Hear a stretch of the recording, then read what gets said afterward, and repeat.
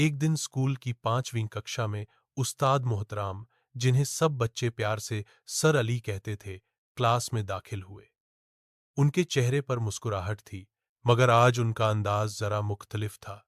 उन्होंने ने बच्चों से कहा, आज हम एक खास टॉपिक पर बात करेंगे। मुझे बताओ, बाप क्या होता है? क्लास में खामोशी छा गई।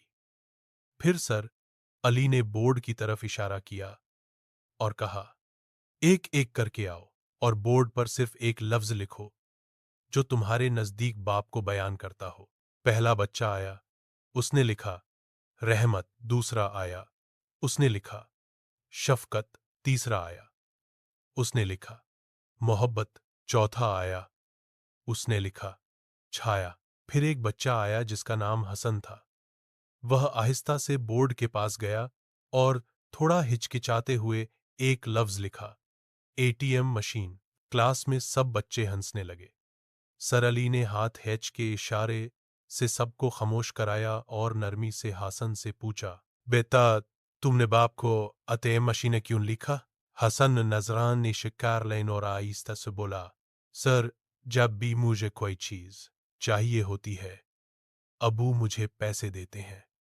वो सुबह जल्दी निकल जाते हैं, रात को देर से आते हैं। मैं उनसे ज्यादा बात भी नहीं कर पाता, वो सिर्फ पैसे देते हैं। इसलिए मुझे लगा शायद वह ओह सिर्फ एक एटीएम मशीन है।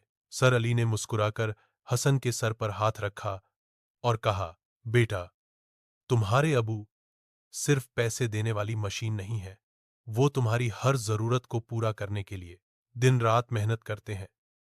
वो अपनी थकान, अपनी ख्वाहिशात, सब कुछ कुर्बान करते हैं ताकि तुम खुश रहो, पढ़ सको, आगे बढ़ सको। वो तुम्हें वक्त शायद कम दे पाते हैं, लेकिन उनकी दुआएं, उनकी मोहब्बत, उनकी कुर्बानियां तुम्हें हर वक्त घेरे होती हैं।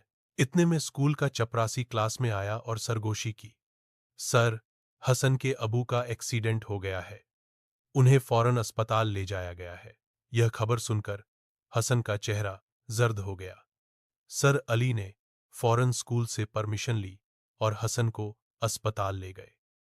शुक्र था, एक्सीडेंट ज्यादा बड़ा नहीं था, मगर अबू को बेड रेस्ट, उन्हें सख्त हिदायत दी गई थी। उसी शाम सर अली और क्लास के कुछ बच्चे हसन के घर गए।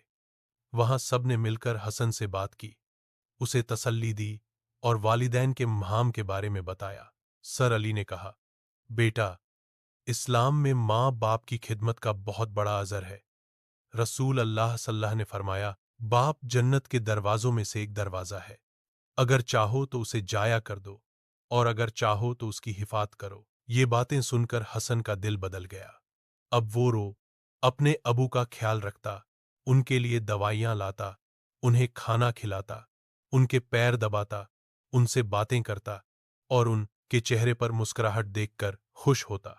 एक दिन उसने अपनी डायरी में लिखा, मुझे एहसास हो गया है, बाप एटीएम मशीन नहीं, बल्कि एक साया है जो खुद धूप में रहकर अपने बच्चों को आउन माइन गाख्ता है।